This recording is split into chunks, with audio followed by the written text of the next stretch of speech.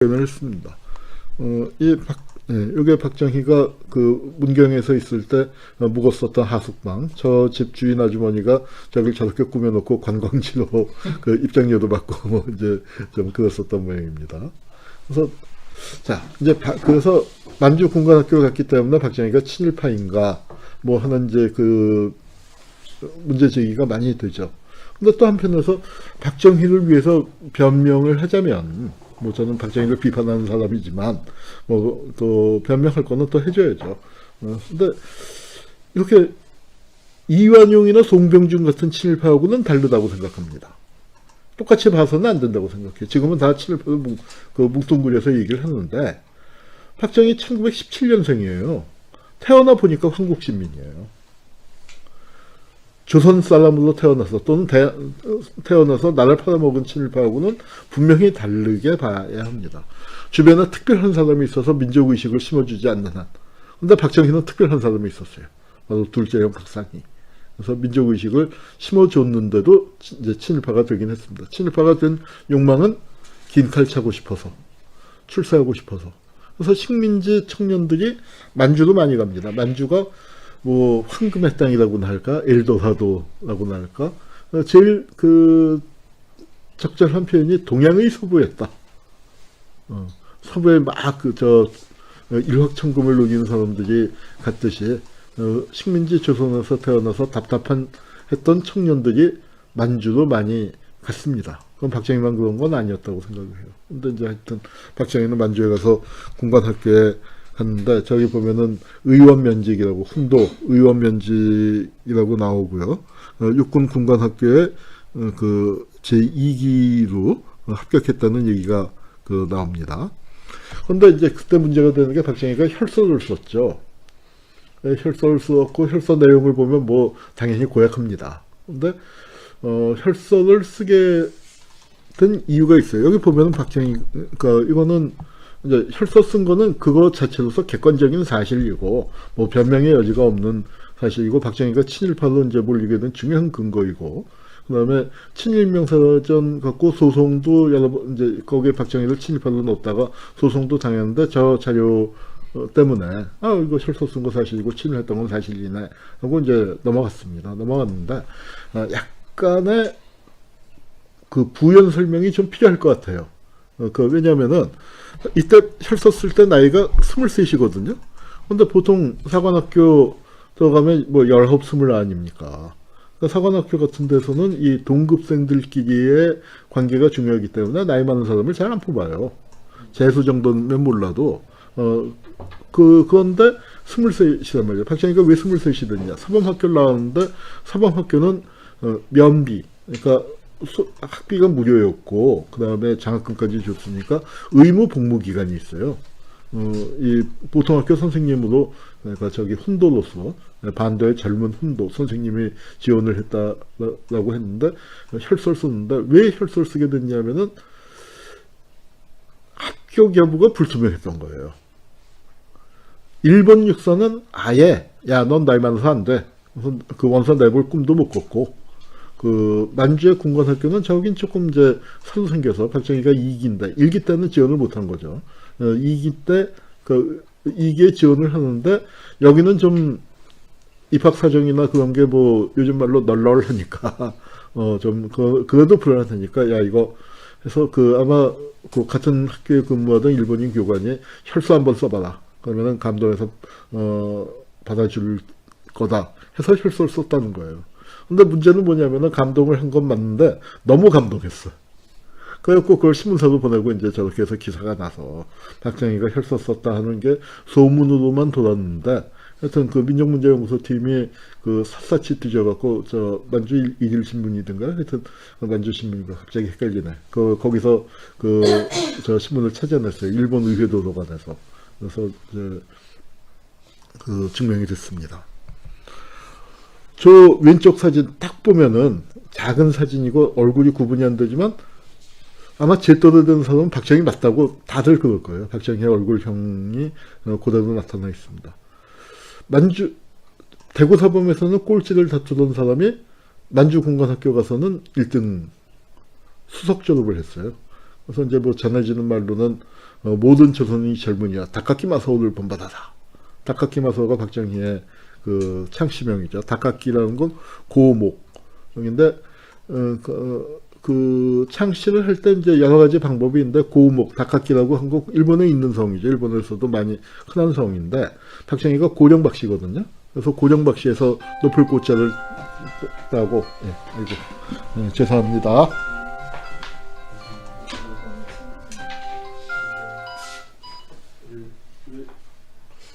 우리 아는 분 있죠? 두 분이신 분.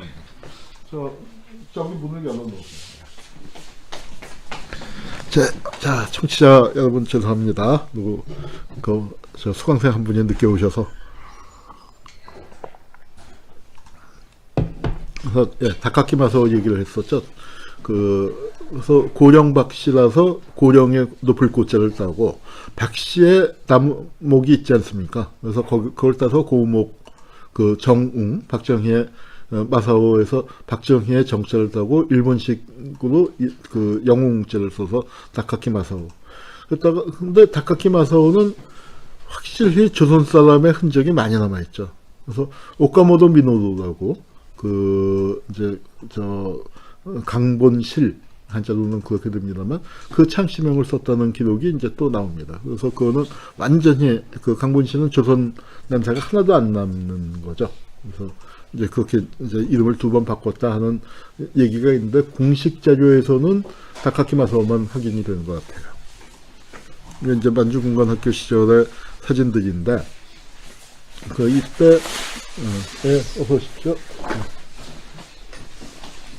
뭐 독립군을 토벌했다 이제 그런 얘기들이 많이 나오는데 그거는 독립군을 토벌했다라고 얘기하면 그거는 사실은 아니에요. 그런데 이렇게 표현하면 뭐 거의 그 얘기가 그 얘기겠지만 항일군을 토벌했다라고 하면 그건 사실이에요. 왜냐하면 박정희가 이제 있었던 부대가 뭐 간도 특설대에 근무했다라고 얘기가 나오는데 간도 특설대는 아니에요. 근데 간도 특설대였던 부대. 그 부대가 이 간도라는 게 지금의 연변이죠. 연변에 김일성 항일 빨치산을 토벌하기 위해서 만든 부대인데, 그래서 그러니까 조선인들이 나타나서 일본 제국주의를 타도하자라고 외치니까 조선 사람들을 모아갖고 아니야 조선인들은 이렇게 천황폐하한테 충성하는 거야. 그런 부대를 만든 거예요. 김일성 항일 빨치산을 토벌하는 부대였고 간도특설대라고 연구소까지 나왔습니다. 이 부대 출신들이 한국군의 수뇌부가 많이 됐죠. 그래서 백선엽 같은 사람들, 김백일, 신현준 이런 사람들이 간도특설대 출신인데 박정희는 이 간도에서 김일성 부대가 소련으로 넘어갔습니다. 그 얘기를 하다가 보면 긴데, 그래서 간도에 조선인 항일빨치산 부대가 활동을 중단된 상태가 됐어요. 그랬더니 간도 특설대 거기에 둘 필요가 없으니까, 저 어디로 보냈냐면은, 열하지방 있죠? 승덕이라고, 열하지방으로 보냈는데, 바로 박지원의 열하일기에 나오는 그 지방입니다. 그 열하지방으로 보냈는데, 그 지역에는 조선인 항일빨치산은 없는 곳이에요. 그러니까 독립군을 토벌했다라고 하면은 그거는 사실과 맞지 않지만 거긴 누가 있냐면 팔로군 항일부대가 있죠. 그러니까 역시 일본 제국주의를 위해서 항일 부대를 토벌하는 데 나선 거는 그렇게 얘기하면은 그거는 틀린 얘기가 아닙니다. 그러니까 박정희는 그 시절에 박정희의 전기에 보면은 그러니까 지금처럼 황당하게 광복군 했다 그렇게 얘기할 때는 아니니까. 그러니까 그때는 어떤 식으로 표현했냐면은 일찍이 반공전선에 투신했다. 팔로군이 중국 공산당 계열의 부대니까 팔로군 토벌한 거를 반공투쟁을 한 것처럼 그렇게 얘기를 해놨었습니다. 그래서 간도 특설대는 아니지만 간도 특설대 어떤 부대에 근무를 했어요. 그런데 이제 박정희는 일본 육사 출신으로 일본 군국주의 교육을 받았고 명치유신을 모델로 했습니다. 여기 국가와 혁명과 나라는 책이 있는데 하드카바도 있지만 하드카바는 표지가 잘 안 보여서 이 페이퍼백으로 나온 걸 이제 사진을 해놨는데 저 책에 보면은 정말 그 문제가 되는 대목들이 많아요. 박정희가 직접 쓴 건 아니지만 박정희의 구술을 받아서 써서 이 정리만 청와대 대변인 하던 그 사람이 해갖고 초기 박정희의 생각이 가장 많이 드러난 책으로 이 연구자들이 다 인용을 하고 있는데, 저 책에 보면 깜짝 놀랄 내용들이 여러 군데 있습니다. 그 중에 하나는 히틀러를 꽤 괜찮은 사람. 그게 1930년대 박정희가 소년기 청년기에 히틀러가 영웅이었잖아요, 전 세계적으로. 그리고 일본은 독일과 동맹국이었고, 그런 의식이 남아서 히틀러를 꽤 괜찮은 사람이라고 그랬고, 또 하나 그 얘기는 뭐냐면, 자기가 올육을 왜 일으켰냐, 명치 유신의 지사들처럼 조국을 근대화시키고 싶었노라. 명치 유신의 지사들이 자기의 롤모델이었다는 거예요. 근데 일본 사람 붙잡고 한번 물어보세요. 명치 유신의 지사들 중에서 일본을 근대화시키는데 가장 앞장선 사람이 누구냐 하면은 10명 중에 7명, 8명은 아마 이토 히로부미를 얘기할 겁니다. 명치 다른 사람을 듣는 사람들도 있겠지만, 명치 유신의 지사들 중에서 가장 유명한 사람이 이토 히로부미죠. 박정희가 꼭 집어서 이토 히로부미를 얘기한 건 아니지만, 사실은 이토 히로부미가 박정희의 롤모델이었던 셈이에요. 명치 유신의 지사로서. 그러니까 박정희가 일본 제국주의를 바라보는 시각 자체가 따라해야 할 입장이었고, 일본 제국주의의 이토 히로부미나 그런 사람들이 만들어 놓은 체계 속에서 공부를 했단 말이죠. 정말 역사의 우연한 사실이 역사의 어떤 필연적인 사실들을 잘 보여주는 때가 있는데, 박정희하고 이토 히로부미의 공통점이 있어요. 네, 총에 맞아 죽었는데, 그냥 총에 맞아 죽었다는 사실뿐만 아니라 죽은 날짜가 같아요. 우리 역사의 12.6 사건이 70년을 사이에 두고 2번 벌어졌던 거죠. 우리 흔히 12.6 사건 하면은 박정희가 김재규의 총에 맞아 죽은 것, 김재규가 박정희를 쏴 죽인 것을 생각합니다만, 그 70년 전에 안중근 의사가 이토 히로부미를 사살한 게 또 12.6 사건입니다. 그 두 사람, 적어도 이토 히로부미라면 일본 제국주의 조선 강점을 대표하는 인물이죠. 한 시대를 대표하는 인물인데, 박정희는 또 어떤 군사 독재를 대표하는 인물 아닙니까? 한 시대를 대표하는 사람들이 10월 26일 날 죽었다 하는 점에서 그거는 우연이지만 그 우연 속에는 이 일본 제국주의 잔재를 청산하지 못하고 일본식 모델로 군사 독재가 이어진 것을 상징하는 필연이 숨어 있다고 생각을 합니다. 자, 박정희가 이제 친일파라고 얘기할 때, 그것도 재미있다기보다는 참 치욕스러운 일이죠. 치욕스러운 일인데, 어떤 일이 있었냐면은, 이 사람이 오노라는 사람이에요. 우리 김동성 선수였던가요? 태극기. 그 사건에, 오노하고는 이제 한자가 다릅니다. 그거는 한자가 다른데, 이 사람이 자민당 부총재예요. 그리고 한일교섭의 막후 인물 중에 한 명이었고. 근데 박정희가 대통령에 취임해서 이제 63년 선거에서 하여튼 간신히 윤보선을 따돌리고 이제 군복을 벗고 민정의 제3공화국의 대통령으로 정식 취임할 때, 일본에서 저 자민당 부총재였던 오노를 축하 사절로 파견했어요. 그래서 이제 일본 공항에서, 하나다 공항에서 기자들이 만나서 한국에 가는데 심정이 어떻소? 하고 물어봤더니 뭐라고 얘기했냐면, 아들이 출세해서 좋은 자리에 초대받아 가는 그런 아버지의 심정이다. 그래서 한국의 대통령을, 이웃 나라의 대통령을 아들이라고 해서 이제 하니까, 어떻게 그럴 수가 있어 하고, 그 당시에 야당 대변인이 김대중, 김영삼이었는데 성명 발표하고 난리가 났거든요. 그래서, 그거 좀, 아무리 그래도 외교적인 결례가 아니냐, 지나친 거 아니냐 했더니, 이 사람이, 진짜, 내 말 실수를 했습니다. 그렇게 하고 넘어가야 하는데, 뭐라고 얘기했냐면, 기자들한테, 아니야, 사석에서는 진짜로 아버지라고 불러. 그런 말인 거예요. 그래서, 하여튼 참, 끔찍한 얘기죠. 끔찍한 얘기지만, 하여튼 이제 그런 일화를 남겼습니다.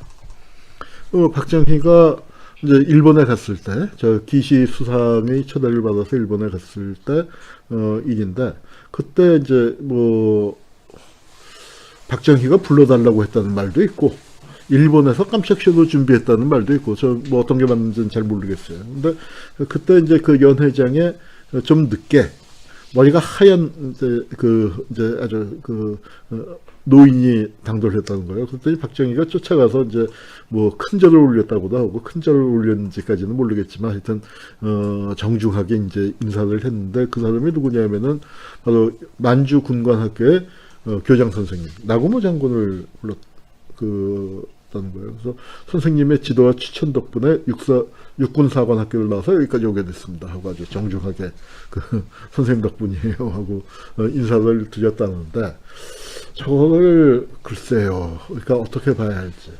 전해지는 말로는 그래요. 한국에서 5.16이 일어났다니까 일본이 발칵 뒤집혔어요. 왜냐하면 이승만은 반일 노선이었잖아요. 그래서 이제 한일 관계가 회복되질 않고, 근데 미국은 한일 관계 회복을 원하고 있고, 일본도 원하고 있고, 그러면서 그걸 추진하고, 이제 장면 정권이 들어선 다음에 추진하고 있는데, 장면 정권 때는 그게 뭐 비교적 완활하게 잘 되어가고 있었습니다. 그래서 일본도 이제 제대로 절차를 밟고 있다, 만족하고 있는데, 한국에서 군사 쿠데타가 일어났단 말이에요. 그 당시에 아시아 아프리카 여러 나라에서 군사 쿠데타가 일어나는데 다들 들고 나오는 게 민족주의 들고 나올 때거든요. 군부가 민족주의하고 또 관련이 깊죠. 그래서 특히 이집트에 나세르나 그렇게 민족주의 들고 나오니까 아이고 이거 한국에서 민족주의 들고 나오겠네. 박정희가 누구야 하고 이제 다들 고심을 하다가 몇 시간 뒤에 박정희 사진이 나오니까 다 안심했다는 거예요. 아, 닭깎기 마사오네. 아, 닭깎기 마사오면 됐어. 전 우리 편이야. 뭐 하고 이제 그렇게 지나갔다는 그런 참 웃지 못할 얘기가 전해집니다. 이제 박정희가 그 한일 국교 정상화라는 이름으로 한일 회담을 추진할 때 학생들이 이제 거리로 뛰쳐나왔고, 요 사진 아마 전에 봤던 것 같죠? 그리고 민족적 민주주의 장례식을 치릅니다. 박정희가 표방한 게 민족적 민주주의예요. 김종필도 이제 저걸 표방했고, 저 장례를 기획했던 게 김지하죠. 나중에 이상해지긴 했지만. 그래서 이제 그때 이 사진 봤었죠? 설명 안 했던가요? 딴 데서 했나? 예. 구아바라 시세이라는 일본인 사진가입니다. 그 일본인 사진가가 지금 한일회담에 나선 대학생들. 아, 지금 대학생들하고는 분위기가 영 다르죠. 저렇게 몸이 젖었는데 왜 젖었냐면 이렇게 개천에서 굴르고 나온 거예요. 그래서 이제 비장미가 아주 더해졌는데, 그러니까 이런 학생 시위를 비상계엄을 선포해서 막았습니다. 그리고 이제 데모 조금 세게 하면은 다 내란죄로, 자기가 내란을 일으켜놓고 학생들 데모하면 내란죄로 잡았는데, 이명박 얘기는 그때 했죠. 네. 뭐 이명박도 그때 잡혀갔었고. 자, 이런 질문을 던져볼 수 있을 것 같아요. 박정희는 민족주의자인가? 친일파인가요? 민족주의자예요? 근데 사실은 그 질문 자체가 약간 함정이 있습니다. 친일파도 민족주의자 될 수 있어요. 굉장히 웃기는 얘기지만, 근데 저는 박정희가 친일파이면서 민족주의자라고 생각해요. 저는 박근혜 시절에는 제가 먼저 얘기할 필요가 없어서 입을 다물고 있었는데, 박근혜 지지 세력들, 박정희 지지 세력이 참 좋은 삼정거리가 있었는데 안 써먹었어요. 근데 뭐냐면은, 자, 여기 박근혜. 저게 박근혜 키드라는 손수죠. 문재인 대통령 국회의원 시절에 지역구에다가 대항마로 굉장히 젊은 여성을 추천했잖아요. 공천했는데, 박근혜 키드라는 손수조가 지역구에다가 뿌리는 사진이에요. 그런데 저게 그냥 무궁화가 그냥 있는 게 아니죠. 박근혜 근자가 무슨 근자입니까? 무궁화 근자예요, 무궁화 근자. 근데 박정희가 그냥 우리가 흔히 생각하는 친일파였으면은 거기다 무궁화 근자를 딸 이름에다가 집어넣겠습니까? 근데 저렇게 무궁화 근자가 들어갔다는 건 박정희에게 민족주의적인 성향이 분명히 있다는 얘기입니다. 근데 문제는 뭐냐면 그 민족주의가 백범 선생의 민족주의, 장준하의 민족주의와는 다른 일본 군국주의의 민족주의라는 거죠. 그래서 박정희는 일본 군국주의, 일본식 민주주의, 부국 강병, 그걸 따른 사람이에요. 그리고 뇌 구조 자체가 그렇게 세팅이 되었고, 그렇게 교육을 받았고, 그걸 추진했던 사람입니다. 그래서 박정희가 친일파라고 했을 때, 사실 박정희는 친일파로 따진다면 불행한 친일파예요, 개인으로. 친일을 하기 위해서 좋은 직장 버리고 들어가서 만주군관학교 갖고 일본 육사까지 나왔어요. 사범학교도 나오고. 그러니까 우리 왜 매미가 이 맴 울려면은 땅속에서 뭐 17년인가 뭐 있어야 한다고 그러죠. 그러니까 그 오랜 세월 이제 친일파가 되기 위해서 정말 문무양쪽에 사범학교와 그 만주군관학교 일본 육사를 나와서 딱 임용이 됐는데, 임용되자마자 해방이 돼버렸으니까 박정희는 친일의 사다리를 올라가려다가 굴러 떨어진 사람이에요. 사다리 자체가 무너져서. 그러니까 친일은 사실은 뭐 친일파도 그 군관학교 나오고 하면은 뭐 규정이 될 수 있는, 그 규정하려면 할 수 있는 위치겠지만, 뭐 그렇다고 해서 박정희가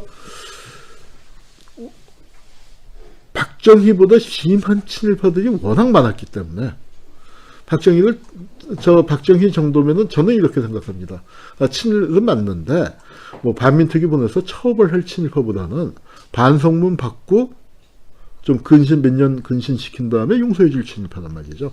뭐 친일파라고 해서 다 때려 잡아 죽이는 그게 잘하는 건 아니잖아요. 그러니까 그런데 박정희가 진짜 친일파라고 할 수 있는 이유, 그거는 오히려 대통령이 된 다음에 나타납니다. 해방된 대한민국을 일본인들이 꿈꿨었던 그 방식 그대로 운영한 거예요. 그러니까 그 만주국의 모델. 제가 박정희 시절에 국민학교를 다녔는데, 나중에 이제 성인이 돼서 30대 때 박사 논문을 썼는데, 박사 논문을 김일성 갖고 썼습니다. 김일성의 항일 무장투쟁을 갖고 썼는데, 그러다 보니까 만주 상황을 공부를 해야 할 거 아니에요. 만주에 당시에 조선인들은 어떤 처지에 놓여 있었나. 만주 자료를 읽다가 깜짝깜짝 놀랐어요. 왜냐하면 그 당시에 만주의 국민학교 생활을 묘사해 놓은 게 딱 정말 글자 그대로, 내가 1960년대 국민학교 제가 66학번입니다. 66년도에 국민학교 들어가서 한 해 한 해 이렇게 지나가면서 그 학교에서 벌어졌었던 일들, 특히 그리고 그게 조금 풀려 있었다가 68년도에 1.1 사건 나면서 박정희가 병영국가 체제를 이제 확 강화해 나가는데, 그 시절에 겪었었던 거하고 만주국의 국민학교 생활이 똑같은 거예요. 정말 시대착오란 게 이런 거구나.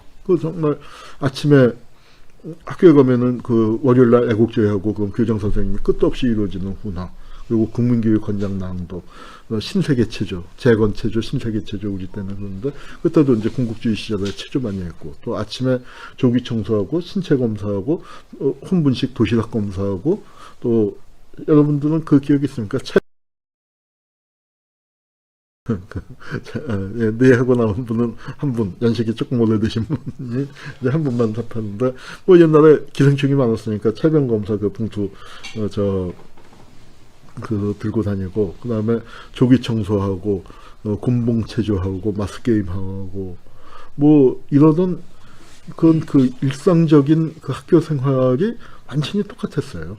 그러니까 그런 분위기들. 그리고 박정희가 부국강병, 그 다음에 국방국가 만들고, 그리고 주한미군의 체제를 불만을 가지면서도 용인하고, 이런 것들이 뭐냐면 만주국하고, 그러니까 박정희는 만주군 출신으로 일본 육사를 나왔는데, 순수 일본군 출신하고 만주군 출신하고 이제 그 사이에 있는 위치죠, 박정희는. 근데 그 태도가 달라요. 미군에 대한 태도가. 그냥 일본 육사만 나온 사람들은 아주 뻣뻣해요. 왜냐? 일본 육사가 세계 최고거든. 근데 미국 놈들한테 밑에 들어가게 되니까 말을 안 들어요. 그런데 만주군 출신은 뭐냐면, 만주에 있을 때부터 관동군의 지배를 받았잖아요. 거기 익숙해요. 그러니까 보세요. 50년대에 그 한국전쟁 치르고 그럴 때 한국군 총사령관을 누가 하나. 정일권이 백선엽이가 뭐 나이 32, 33, 뭐 그때 이마에다가 별 4개 달고 왔다 갔다 했는데 일본군 출신들 대선배가 있고 군사적으로 더 유능한 사람들이 있었는데 왜냐 미군 입장에서 볼 때 얘네들 뻣뻣하고 말 안 듣는데 이 만군 출신들은 입안에 해처럼 군다 이거지. 그러니까 그 미군을 떠받드는 부분에서 훨씬 더 문제가 없다 이제 한 겁니다. 박정희는 그런 그 시대를 살았었던 일본식 민족주의를 우리에게 전파하고 국가 운영을 그 방향에서 했어요. 그래서 저는 박정희가 그런 의미에서 친일파 45년 기준이 아니라 오히려 더 심각한 거죠. 해방된 조국을 일본 제국주의의 그 체제 속에 묶어둔 그런 의미에서 친일파라고 생각합니다.